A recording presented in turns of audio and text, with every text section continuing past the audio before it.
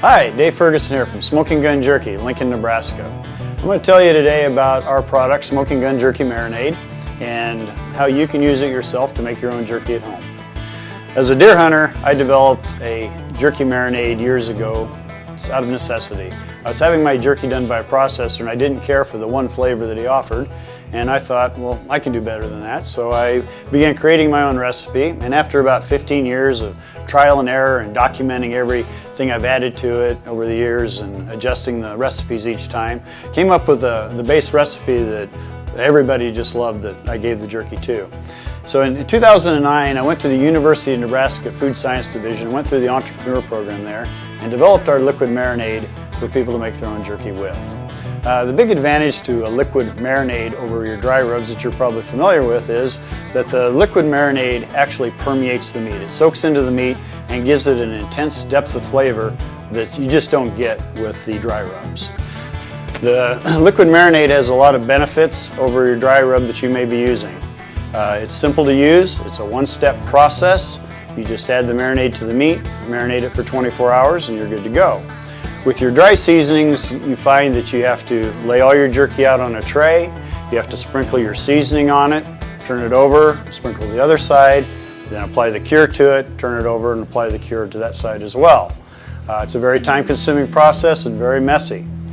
With the Smoking Gun Jerky liquid marinade, you simply add it to the meat, marinate it overnight in a Ziploc bag, and it's ready to go. You can cook it in a dehydrator, in the oven, or in a smoker. Today we're going to go through all the different steps of making your jerky yourself at home. We're going to take you back into the kitchen and show you how we mix the recipes. We have a recipe guide that we provide with the marinade that tells you what to add to it for different ingredients to make 25 different flavors and heat levels, all with the same marinade. So you can make a batch of the hot stuff for yourself, maybe the sweet maple and brown sugar for the kids. You can customize it with your own seasoning and get any flavor you want pretty much with our marinade as a base. Okay, you want to start by trimming off any excess fat that's on the meat. Today we're using inside rounds and tri-tip roast. You can use any type of meat, any type of cut. Bottom end roast or bottom round roast is going to have more marble in it. It's a little more expensive. It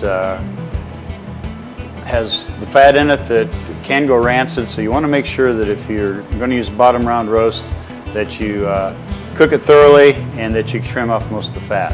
Of course, the fat's where your flavor comes from. We're going to cutting it into 3/16 inch slices today, so in between 1/4 inch and 1/8 inch. That's going to give you your optimum thickness for cooking. Get it too thick, the jerky doesn't dry down properly, and you can end up with it cooked on the outside and not done in the middle. It's best to partially freeze your meat before you slice it. The meat we're cutting today has been in the freezer for about 2 hours. That makes it firm, makes it much nicer to slice. It's not flopping all over the place when you go to slice the meat.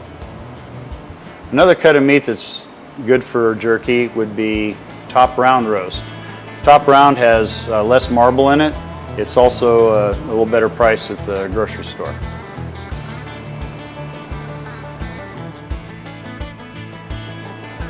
Okay, we're going to make a batch of garlic barbecue. So we're going to use our Kick It Up a Notch recipe guide that comes with every bottle of marinade. Inside the recipe guide you'll see there's recipes for all the different flavors of jerky and instructions on how to make it. We're going to do the garlic barbecue today, so we'll get started on that. Here's the garlic barbecue recipe. We're going to add minced garlic and barbecue sauce, which is going to totally change the flavor profile. Okay, so we're going to start by adding 2 cups of marinade. The 16-ounce bottle is 2 cups. You want to shake it up. Make sure all your spices on the bottom that have settled are floating around inside there so they come out when you pour it into your mixing bowl. All of our recipes in our recipe guide are based on 5 pounds of meat. So you want to make a smaller batch, just adjust accordingly, or double it if you wish to make a 10-pound batch. So got the marinade added. Now we're going to add 1/8 a cup of minced garlic.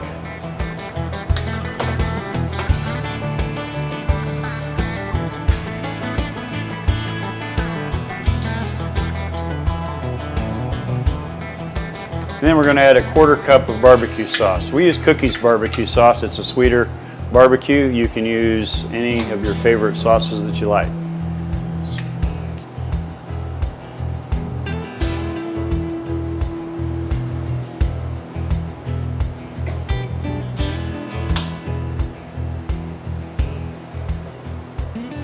Now you're going to mix the marinade mixture thoroughly.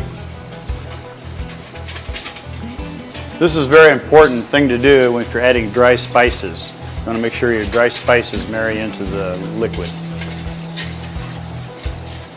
Okay, once you have your marinade all stirred up, then you're ready to put your meat in. We're going to add our 5 pounds of meat that we've just sliced to the marinade.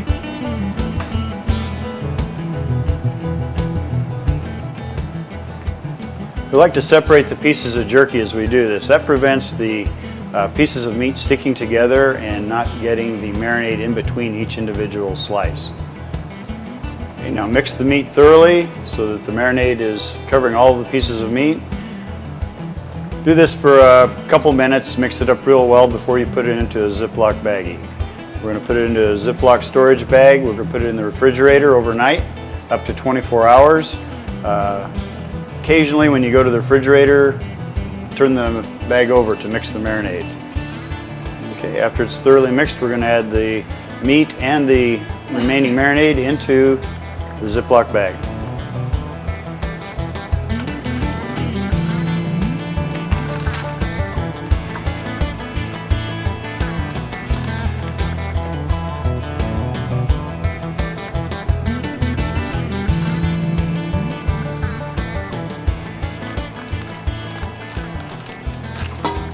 All right, we'll close the Ziploc bag up.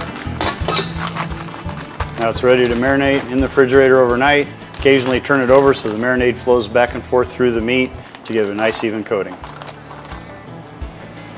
Okay, the next step in the jerky process is to lay the jerky out on the trays. First thing we'll do is spray the cooking grates with PAM cooking spray. This is to prevent any of your jerky from sticking to the trays when it's cooked. Next, you'll lay out the jerky. You want to lay the jerky out in a flat manner. You want to have about 1/2 inch of space between the pieces of jerky. That way there's nice airflow going through so the jerky will cook evenly. It's a good idea, since the marinade does drip through the grates, that you use it on over a sink or put down paper towels to absorb any liquid for easy cleanup.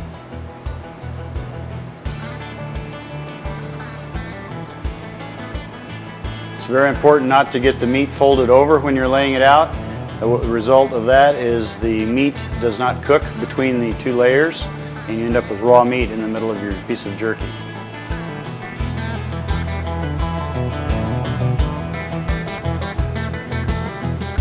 Once your jerky trays are full, they're ready to put into the dehydrator.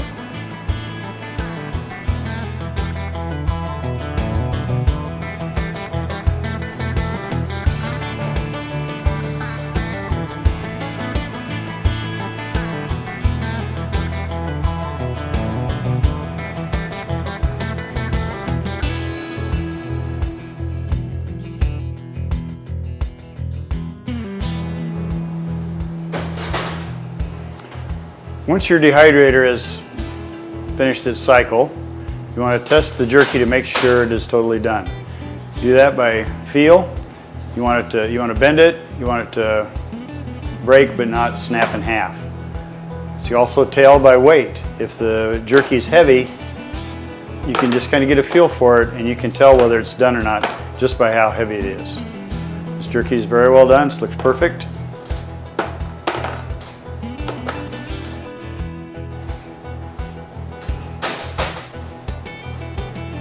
One of the problems people have that make their own jerky at home is they over dry their jerky, keep it in the cooker too long, or cut their meat too thin.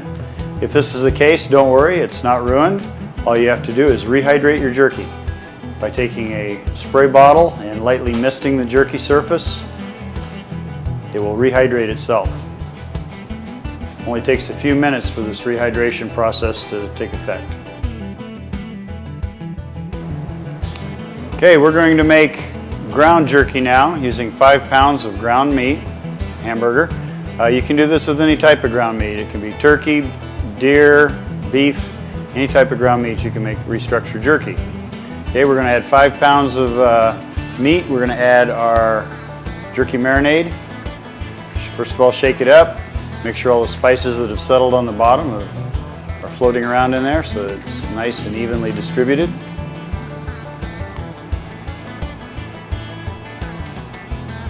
Just add the marinade to the meat, and then we're going to mix it up thoroughly. 5 pounds of meat will absorb all of the liquid overnight. Again, we like to let this rest for 24 hours to let the marinade marry into the meat. It's a nice, even flavor. Just mix thoroughly. Try to get all the marinade absorbed by the ground meat. Once the meat is thoroughly mixed with the marinade, we're going to put it into a container, covered container, and refrigerate it overnight.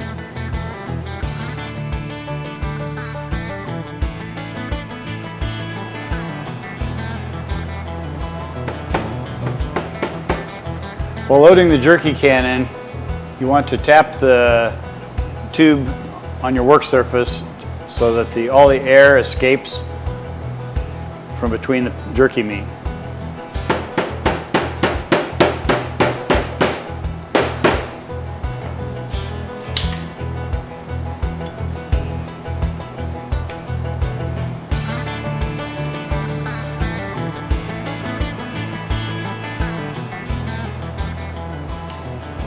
Okay, with the jerky gunner cannon, you're going to do very smooth motions. Squeezing the lever on the jerky gun dispenses the jerky, and you're pulling the jerky gun towards you. Allows you to establish the thickness of the meat. The slower you pull the jerky gun towards you, the thicker your jerky pieces will be. It takes a little bit of practice and you'll get a nice even consistency. You want to try to get all of your pieces the same thickness. That will ensure that as the drying process, the hydration process is taking effect, that the jerkies will be cooked evenly between the different pieces. This is known as restructured jerky. Restructured meaning that the meat itself was ground and it was put back into jerky form by this method. This is a favorite method for people who have issues with their dental work. It's very easy to chew, very soft.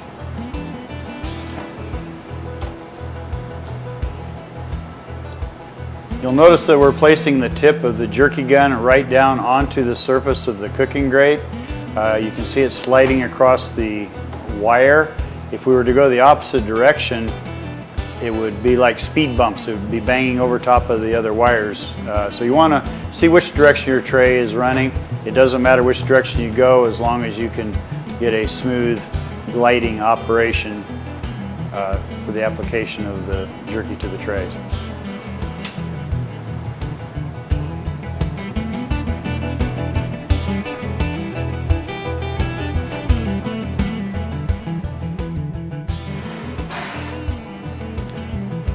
Once your dehydrator is finished running, remove your trays.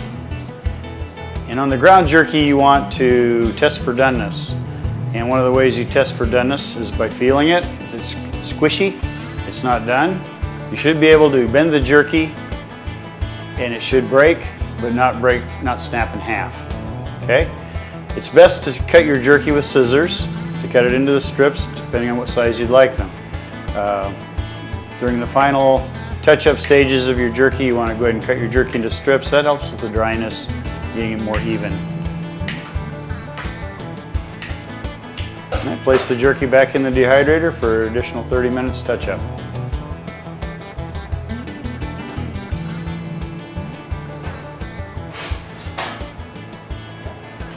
Smoking Gun Jerky Marinade is available in 3 sizes. We have the 1 gallon that does 40 pounds of meat, half gallon to do 20 pounds of meat, and the pint does 5 pounds of meat. This is the base for all of our recipes. With the recipe guide we give you, you are able to add different ingredients to make all kinds of different flavors. For example, you can make sriracha, which is an Asian hot sauce. We also have a recipe which is one of our best sellers, is the Wicked Awesome, and that's done with Tabasco, black pepper, cayenne, and red pepper flakes, things you have at home. Another favorite is the garlic barbecue. We had minced garlic and barbecue sauce. You can use your favorite barbecue sauce for this recipe. And the kid favorite is the maple and brown sugar. Gives a nice sweet flavor using real maple syrup. Okay, the next to the last step in your jerky making process is to package your jerky for storage. We like to use Ziploc bags. You want to store it in a cool, dry place. Right now it has about a 3 to 4 month shelf life. You want to freeze it if you're going to keep it for longer than that. Otherwise, I think you'll find that your jerky doesn't last more than a week or two. Once people get into it, it's going to be gone before you know it. And the final step in the jerky process is to eat it and enjoy it.